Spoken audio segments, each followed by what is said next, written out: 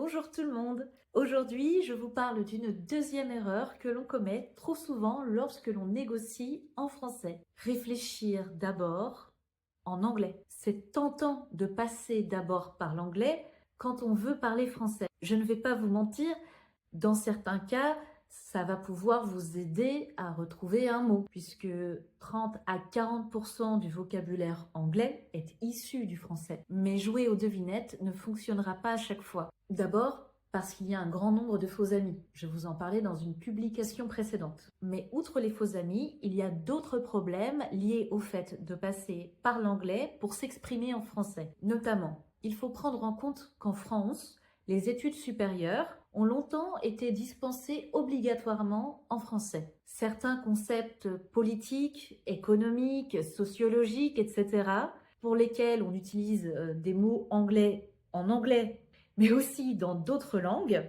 sont exprimés en français avec des mots français. Je m'explique. En italien, par exemple, on parlera d'input et d'output. En français, on utilisera les termes apport, contribution, donation, sortie, production, rendement, selon le contexte. Si vous utilisez certains termes anglais en négociation, il est fort probable qu'un interlocuteur ou une interlocutrice francophone ne vous comprenne pas complètement, voire pas du tout.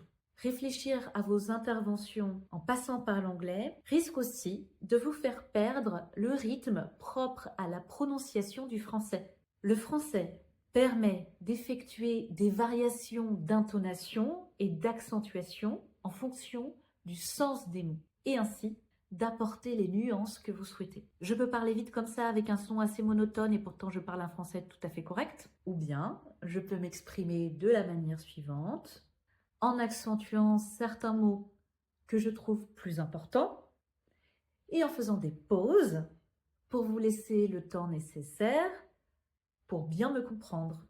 Là encore, je pense que ça fait du français une langue idéale pour les affaires et la diplomatie. Oui, je sais, je l'ai déjà dit dans une vidéo précédente, mais j'en suis convaincue. Restez connectés pour ne pas manquer ma prochaine vidéo sur les erreurs à ne surtout pas faire quand on négocie en français.